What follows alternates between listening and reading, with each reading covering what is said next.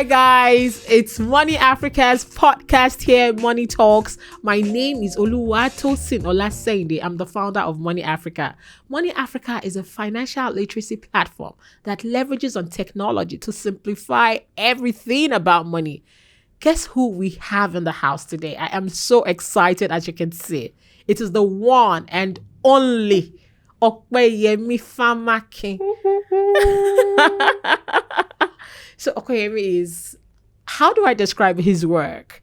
I found him on Instagram talking about food so passionately, right? Buzzing, traction, the entire works. We keep talking about skills and how to monetize skills. And today, I just want to dive deep into what Okoyemi does and how he has monetized that skill and also how he invests. So Okoyemi, tell me, what have you been doing for the past decade? The past decade, that's like 10 years. Yes. A lot of things. I'll say I used to be a journalist. Oh, wow. Where? Like different Pulse.ng, Oh, Green wow. News, different media houses there. From being a journalist, I became an editor, and I was like, yeah, this is too easy. I need to like switch careers because I'm very, very hungry. So I switched to advertising, and from advertising, then I switched to becoming a full-time food critic and content creator. Wow. Yes. Wow. Did you know from the beginning that was going to be the journey? Yes and no.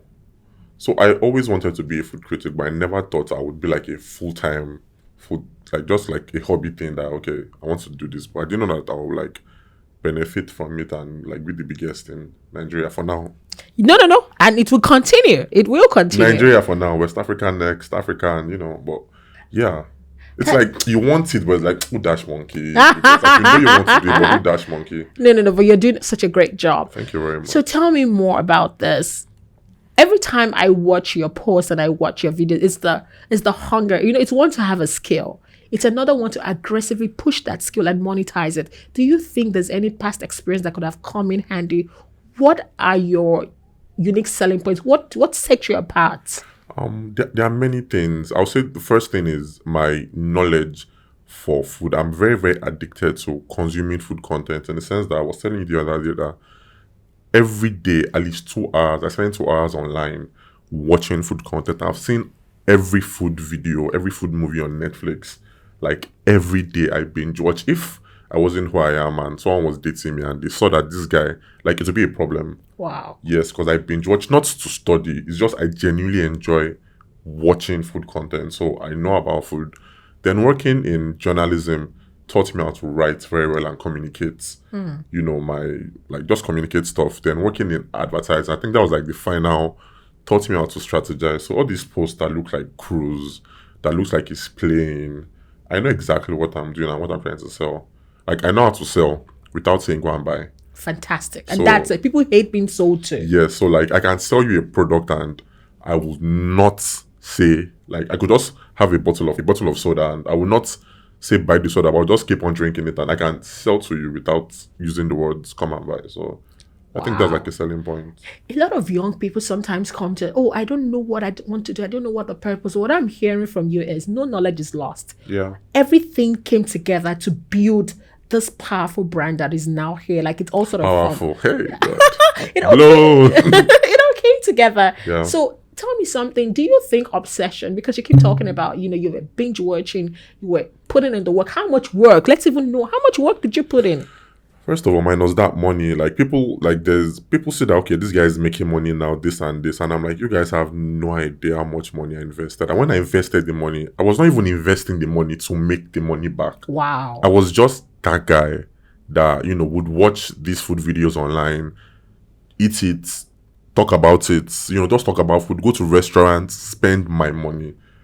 Like I made my first money was 30K 2019.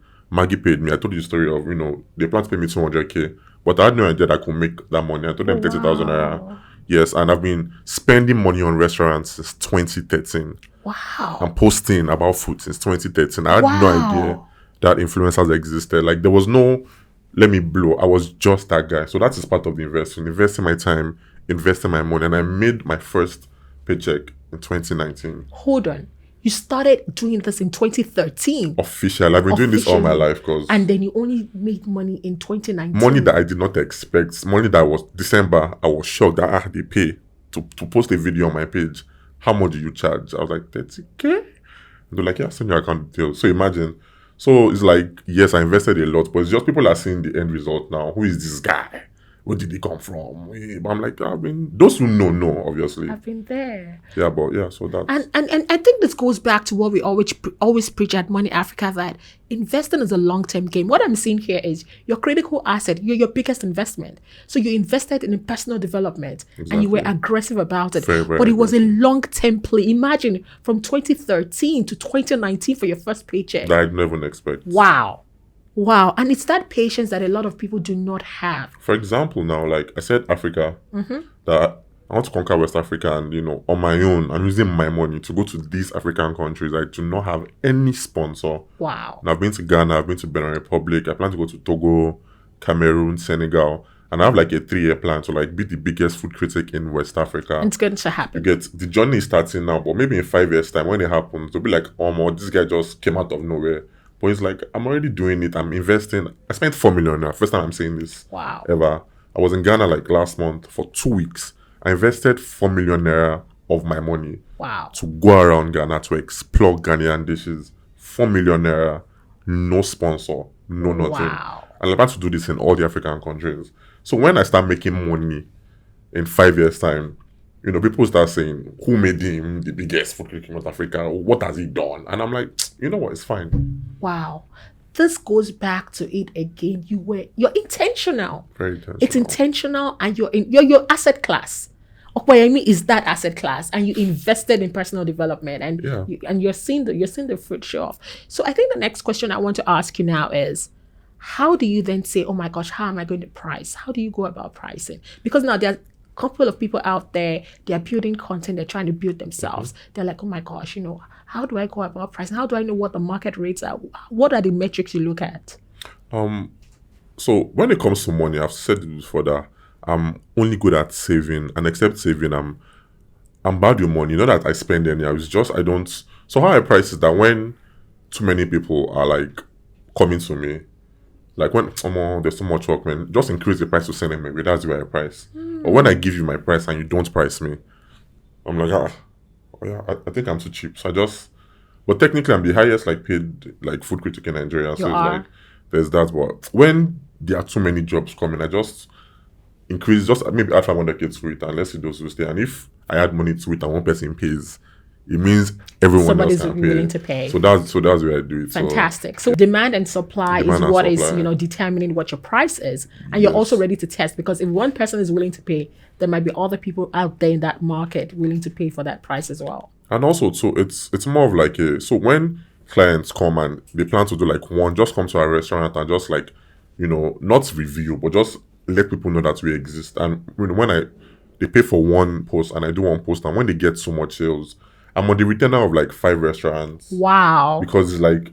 if they pay 10 naira and they make like 15 naira, it's a no-brainer. Just keep paying 10 naira. Paying 10 naira. Yeah, so like I'm on the retainer of like a few places, a few brands. So that's like, that's why I can afford to spend 4 million naira in 2 weeks. So that just shows you that what you're doing is working. Value. Also, because at the end of it's value. At the end of the day, it's not, nobody as a business owner myself, yes. Nobody wants to throw money away, right? If you won't make it back. If you wouldn't make it back. So it shows that your work is speaking for you. They're also getting the traction, and their money is working for them. Hence, they just keep putting your retainership. Yeah.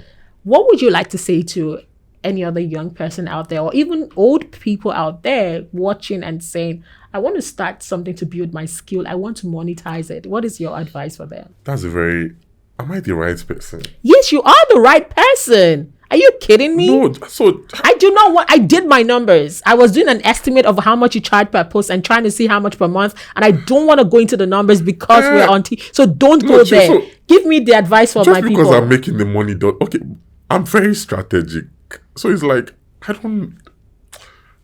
what advice will I give them? Okay, let's enter aspire to perspire mode. So let me speak to food creators. Great. Those are the ones I can speak to. So if you're a young food creator watching this and you want to monetize your stuff, the first thing I'll say is be knowledgeable in your craft. Don't just like be that person that has a nice camera and I can buy food. Know what you are eating.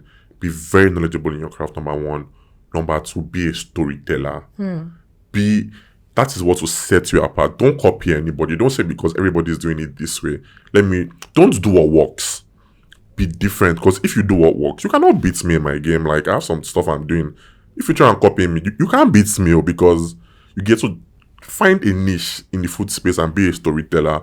Number 3, do not create content with what will brand think in mind. Because if you are doing it, brands don't care about you. So if you are playing safe and doing stuff, it's your followers they care.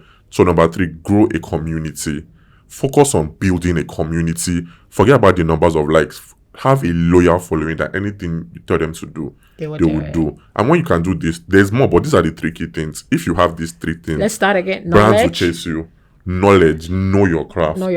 Knowledge, storytelling. Be a story. I cannot emphasize it for general creators. Be a storyteller. Tell stories. And number 3, grow a loyal audience, grow a community. And if you can master these 3 things, brands will chase you. Like, I don't know how to send proposals to brands because I've never done it in my life. Wow, they come to you.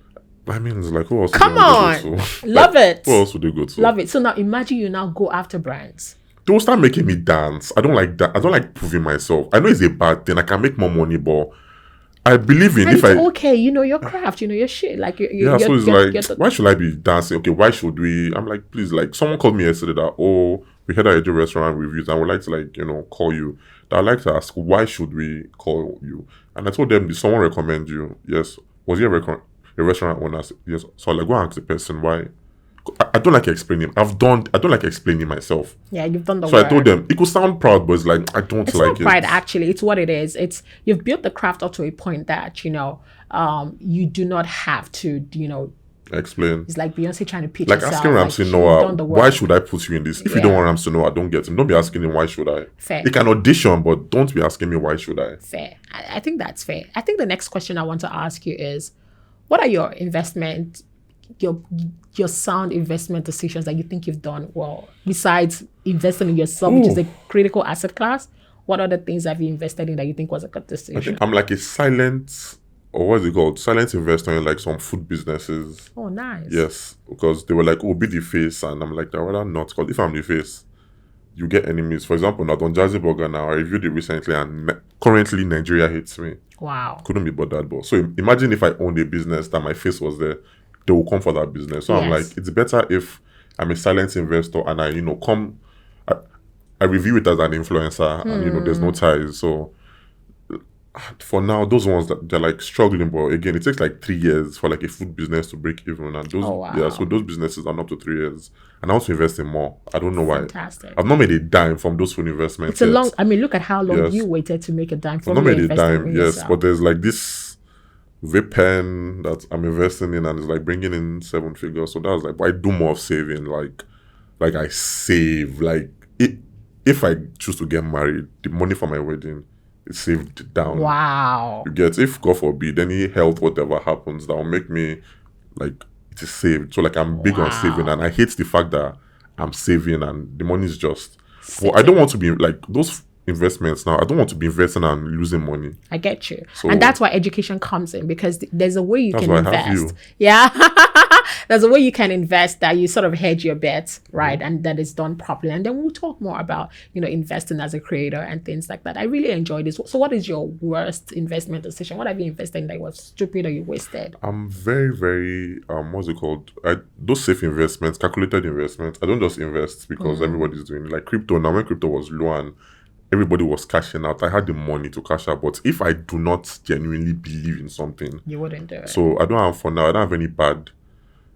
to my knowledge, any bad investments. Interesting. So my PlayStation, my PlayStation, my Apple Watch, because I don't peer pressure made me get them. So, yes. I like that honesty. Like now, I got a watch that is like really cheap for like 25K, and it does the same job. Yeah, and mine was like 300. Say something watch 8. And we do the same job. I play tennis, is tracking it. Oh, really? I run, is tracking it. Oh God, boy, my PlayStation. Same job. Like, Yeah, it's a bad investment. I don't play the PlayStation. So can you imagine? So your asset is just sitting down there. It's assets. Okay, I'm sorry. Your money is sitting down there. Thank you for saying that it's actually not an asset. Your money is just sitting down there. I like your mind and I like how you're seeing things. Like, whenever we keep talking about lifestyle, inflation, because as people start earning more, right? So sometimes, the peer pressure, they get certain things that they actually do not use. So you're seeing your money sitting idle, and it could be doing nothing, and it could be elsewhere, working for you. So it's a good fact that we're actually talking about it. It's been so interesting, speaking with, is there any other thing you would like our viewers to, learn about? Any word of insight, anything you want them to actually learn? It's about being a food critic. Nigerians, so first of all, I'll say I envy the future food critics, the Gen Zs that will, take my place, because I won't be number one forever. I envy them because they will not need to explain to Nigerians what a food critic is, because someone has already suffered. Nigerians will not bash them as much because, like all these struggles that I'm going to, like, Nigerians do not know what a food critic is. A food critic is basically a food journalist whose job is to report things, the good and bad, in the food industry. When I report the good, he's not being honest, they've paid him, even though everybody has paid me. When I report the bad, he's spoiling business. So little by little, Nigerians are now knowing who a food critic is, and, let's say I'm a pioneer. I wasn't the first to do it, but it's like, a person will carry first. You're not one of the leaders. You're the leader so in being space. a parent, like, I'm suffering some, like, a lot of things that I'm like, these new guys are going to enter there. So, like, I envy you guys, because, like, right now, as we're speaking, while this podcast is being shot, a lot of Nigerians hate me because of some of my reviews, which are like, they know it is true, but it's like, who gave him the audacity to do that? And so, like, you guys are lucky, because you guys will not go through all this rubbish, because they would understand that, okay, this is how it's meant to be done. So you guys, that's like my final word. Shout out to you guys. And then I think the very last question is, what is the next 10 years looking like? I'm not going to lie, I do 5 years plan, 10 years. So, like, 5 years ago, I plan to be like the best, brand strategist in advertising. And 5 years before that, I plan to be like the best journalist in my field. And here we are, not being a journalist so it's like, I do 5-year plans. My 5-year plan is to conquer West Africa. Yeah. And random one to like be known in the market women space. I don't know why, but like, I want all the market women in Nigeria to know my name. I don't know why. Okay. I just want them. And that's fair. So market women and be the biggest food critic in West Africa. Fantastic. We wish you all the best with your future endeavor. Thank you very much. So this is the end of our podcast. As you've heard, we speak a lot. You are your biggest asset. Investing in yourself. The stock market could crash, the real estate market could crash, but that thing you've invested, nobody can take it away from you. You are your biggest asset. I'm very happy that we're talking today about monetizing your skills. If you really enjoyed this, why don't you share with other people how, you can start a business, play the long-term game, and invest in the long run. It is Money Africa podcast called Money Talks. Come and stay tuned and listen to the next session. Thank you.